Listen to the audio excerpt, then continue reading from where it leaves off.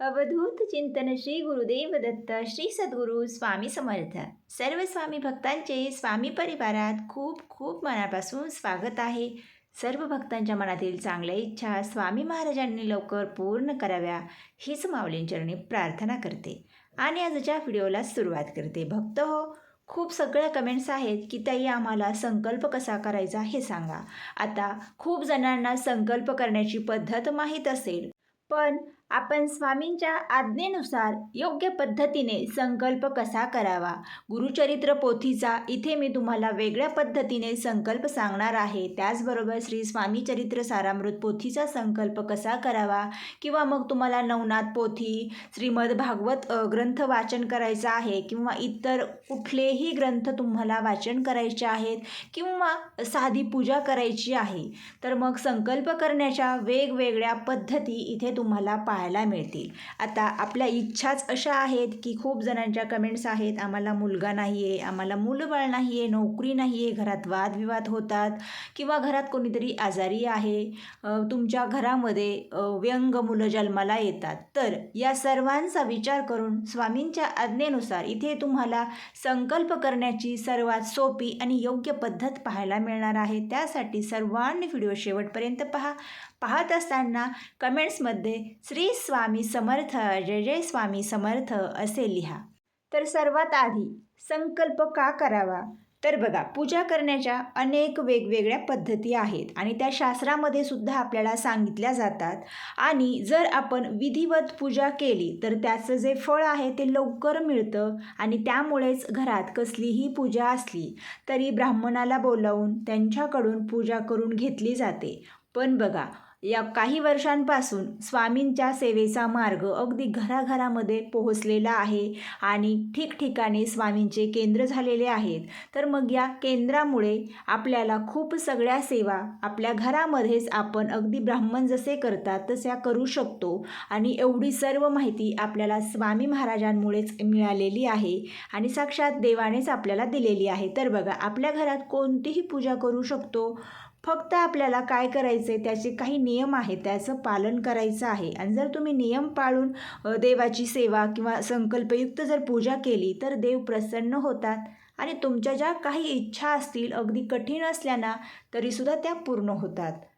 तर भक्त हो, शास्त्रानुसार कुठलीही पूजा करण्याआधी संकल्प करणे गरजेचे असते. पूजेच्या आधी संकल्प केला नाही तर पूजा सफल होत नाही. आता तुम्ही खूप ठिकाणी ऐकलं असेल की संकल्प नाही केला तरी चालेल, आपल्याला देव फळ देतो किंवा आपले गुरु फळ देतात. पण आपल्याकडून ती पूजा करताना ज्या काही चुका होतात त्यामुळे आपल्याला फळ तर नव्हे पण दोष मागे लागतात. त्यामुळे साधा सोपा संकल्प करायचा आणि मगच कुठलीही सेवा करायची.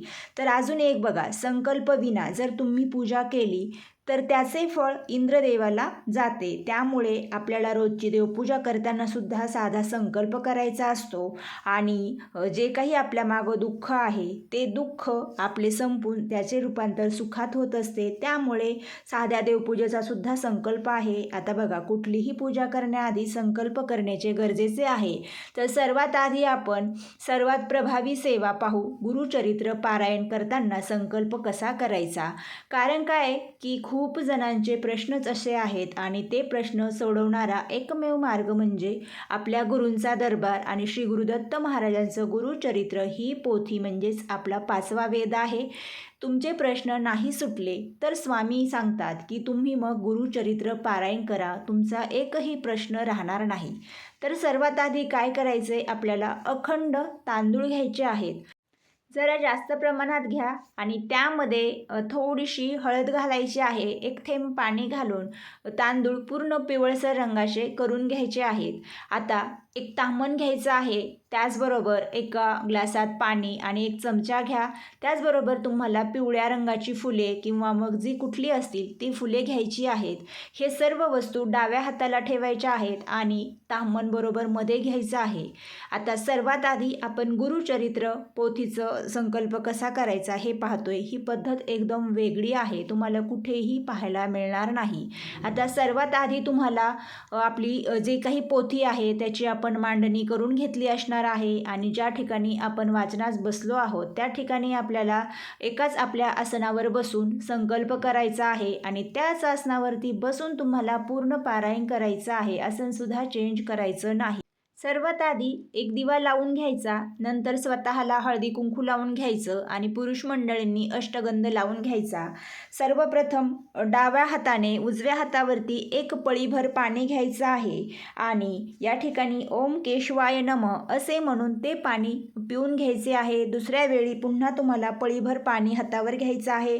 ओम नारायणाय नमः असे म्हणून पाणी प्राशन करायचं आहे. तिसऱ्या वेळी पळीभर पाणी हातावर घेऊन ओम माधवाय नमः असे म्हणून पाणी पिऊन घ्यायचं आहे. आता चौथ्या वेळी पुन्हा तुम्हाला पळीभर पाणी उजव्या तळहातावर घ्यायचं आहे. ओम गोविंदाय नमः असे म्हणून पाणी ताम्हणामध्ये सोडून द्यायचे आहे. आता हे झालं आचमन. कारण जे काही वाचन करणार आहोत त्यावेळी आपल्याला शिंक येईल, खोकला येईल किंवा इकडे तिकडे मन भरकटेल, कोणीतरी काहीतरी बोलते तिकडे आपलं लक्ष जाईल. कारण हे आपण जरी नाही केलं तरी आपोआप होत असतं. आपल्या आसपास अदृश्य शक्ती असतात, त्या या आपल्या कार्यामध्ये विघ्न आणण्याचा प्रयत्न करत असतात. त्यामुळे आपल्याला आधी आचमन करून घ्यायचं आहे. आचमन झाल्यानंतर आपल्याला आता संकल्प करायचा आहे. तर संकल्प करताना सर्वप्रथम आपल्याला उजवा हात आपला ताम्हणामध्ये घ्यायचा आहे. डाव्या हाताने उजव्या हातामध्ये 3 चमचे 3 पळी पाणी घ्यायचं आहे. आता 3 पळी पाणी घेतल्यानंतर त्यामध्ये बरोबर मोजून 3 अक्षदा घ्यायच्या आहेत. तुम्ही इथे बघू शकता मी मोजूनच अक्षदा घालून घेतलेल्या आहेत. हे फक्त गुरुचरित्र पोथीसाठी करायचं आहे. एक फूल घ्यायचं आहे, पिवळंच घ्या शक्यतो, पण माझ्याकडे 2 पिवळी होती तर मी पोथीला ठेवलेली आहेत, त्यामुळे मी इथे पांढरं फूल घेतलेलं आहे. आणि डावा हात जो आहे तो आपला उजव्या हाताच्या खाली लावायचा आहे. इथे तुम्ही बघू शकता मी कशा पद्धतीने लावलेला आहे. सर्वात आधी आपलं नाव सांगायचं आहे, त्यानंतर गोत्र सांगायचं आहे. माहीत नसेल तर काश्यप गोत्र असं सांगा. आणि त्यानंतर तुम्ही तुमची इच्छा सांगायची आहे. तुम्हाला मुलगा नाही आहे, संतान प्राप्तीसाठी सेवा करताय किंवा नोकरीसाठी करताय, घरात कोणी आजारी आहे किंवा जी काही तुमची इच्छा असेल ना ती इच्छा तुम्हाला इथे एकदम व्यवस्थित देवाला सांगायची आहे. आणि ही सेवा मी श्री गुरुदत्त स्वामी समर्थ महाराजांच्या आज्ञेवरून करत आहे आणि माऊलीच माझी सेवा करून घेत आहेत. तर भक्तांनो, संकल्प घेणे म्हणजे आपण इंद्रदेवाला आणि आपले गुरु गुरुदत्त स्वामी समर्थ महाराज किंवा तुमचे जे गुरु असतील ना त्यांना व स्वतःला साक्षी ठेवून प्रतिज्ञा करत आहोत. म्हणजे तिथे जे काही आपण इच्छा सांगितली आहे ती की मी हे कार्य इच्छापूर्तीसाठी करत असून ते मी अवश्य पूर्ण करेल आणि माझेच गुरु माझ्याकडून ते पूर्ण करून घेतील, असा आपल्याला संकल्प करायचा असतो. आपण जे काही संकल्प करताना पाणी घेतलेलं आहे हातात, तर 3 वेळा घेण्याचं कारण म्हणजे ब्रह्मा विष्णू महेश यांचे अवतारी श्री गुरुदत्त महाराज आणि हेच आपले सर्व काही विघ्न दूर करणार आहेत, इच्छा पूर्ण करणार आहेत. तर बघा, हातातील पाणी म्हणजेच काय तर पंचमहाभूतांपैकी अग्नी, पृथ्वी, आकाश, हवा आणि पाणी हे तुम्हाला माहीत आहे पंचमहाभूते. तर गणपती हा पाण्याचा अधिपती आहे. शेवटी पाणी गणपती समोर ठेवून पूजा कसल्याही अडथळ्याशिवाय पूर्ण होण्यासाठी संकल्प केला जातो. आता जे काही हातातील पाणी आहे ते आपल्याला ताम्हणामध्ये सोडून द्यायचं आहे. म्हणजेच आपण देवासमोर प्रतिज्ञा केलेली आहे. देव साक्षीला आहेत, इंद्रदेव साक्षीला आहेत आणि आपण सुद्धा याचा साक्षीदार बनलो आहोत. त्यामुळे आपलं हे कार्य बिना विघ्नाशिवाय पूर्ण होतं. कुठलंही विघ्न येत नाही, इच्छासुद्धा 100% पूर्ण होते. तर तुम्हाला समजलंच असेल की गुरुचरित्र पारायण करताना संकल्प कसा करायचा. आपण आता पाहू श्री स्वामी चरित्र सारामृत पोथीचा संकल्प कसा करायचा. तर याचे जे पारायण आहेत याची पद्धतीसुद्धा आपण पुढच्या व्हिडिओमध्ये पाहू. कारण 108 पारायण कसे करावे, 21, 11 पारायण पद्धत कशी करावी, तर यावरती तुम्हाला डिटेल माहिती पुढच्या व्हिडिओमध्ये मिळेल. तर आता संकल्प करण्यासाठी आपल्याला पिवळ्याच अक्षदा लागणार आहेत. आधी आपण ज्या पद्धतीने अखंड तांदूळ निवडून घेतले आणि त्यामध्ये थोडीशी हळद आणि पाणी टाकून अक्षदा पिवळ्या करून घेतल्या, असं जरी तुम्हाला कुठलाही संकल्प करायचा असेल, तुम्ही जरी पांढऱ्याच अक्षदा वापरणार असाल तरी त्यामध्ये 1 थेंब पाणी टाकायचं, त्या थोड्याशा ओलसर करायच्या. कोरड्या अक्षदा पूजेमध्ये वापरू नयेत. तर या ठिकाणी आपण पिवळ्या अक्षदा तयार करून घेतलेल्या आहेत. आता इथे एक ताम्हण घेतलेलं आहे आणि जे काही आपल्याला पाणी, अक्षदा आणि फुले लागतील ते डाव्या हाताला घ्यायचं आणि पळीभर पाणी हातामध्ये घेऊन आपण आधी ज्या पद्धतीने आचमन करण्याची पद्धत पाहिली सेम आपल्याला आचमन त्याच पद्धतीने करायचं आहे. आपण आता डायरेक्ट संकल्प कसा करायचा हे पाहू. सर्वात आधी उजवा तळहात ताम्हणामध्ये धरायचा आणि डाव्या हाताने उजव्या तळहातावरती 3 पळी पाणी घ्यायचं. त्यानंतर ज्या काही आपण पिवळ्या केलेल्या अक्षदा आहेत त्याबरोबर मोजून 11 अक्षदा घ्यायच्या. ज्यावेळी तुम्ही एकाच बैठकीत 3, 5 किंवा 7 पारायण करणार आहात किंवा 11, तर अशा पारायणासाठी तुम्हाला 11 अक्षदा घ्यायच्या आहेत. पिवळं किंवा पांढरं कुठलंही एक फूल घ्यायचं आहे. डावा हात तुम्हाला उजव्या हाताच्या खाली लावायचा आहे आणि सर्वप्रथम तुम्हाला स्वतःचं नाव, तुमचं गोत्र सांगायचं आहे. माहीत नसेल तर काश्यप गोत्र. आणि तुम्ही ही सेवा श्री स्वामी समर्थ महाराजांच्या आज्ञेनुसार करत आहात आणि तुमची काय इच्छा आहे ही सुद्धा तुम्हाला देवाला सांगायची आहे. आणि देवा, माझ्याकडून ही सेवा करून घ्या, मला या सेवेचं लवकरात लवकर फळ द्या, अशी तुम्हाला आपल्या गुरु श्री स्वामी समर्थ महाराज दत्त महाराजांना कळकळीची विनंती करायची आहे. आणि तळहातातील पाणी ताम्हणामध्ये सोडून द्यायचं आणि हे जे पाणी आहे ते तुमची जे काही पारायण वगैरे आहे ते पूर्ण झाल्यानंतर म्हणजे वाचून झाल्यानंतर ते एखाद्या झाडाच्या कुंडीमध्ये तुम्ही टाकून द्या. तर तुम्हाला ज्यावेळी 21 किंवा तुम्हाला 51, 108 असे तुम्हाला श्री स्वामी चरित्र सारामृतचे पारायण करायचे असतील तर तुम्हाला 21 पारायण करताना 21 अक्षदा घ्या आणि ज्यावेळी तुम्ही 51, 108 पारायण करणार आहात त्यावेळी तुम्हाला त्याच संख्येमध्ये अक्षदा घ्यायच्या आहेत. तर अजून एक महत्त्वाचं, संकल्प करताना आपल्याला फक्त पहिल्या दिवशी संकल्प करायचा आहे.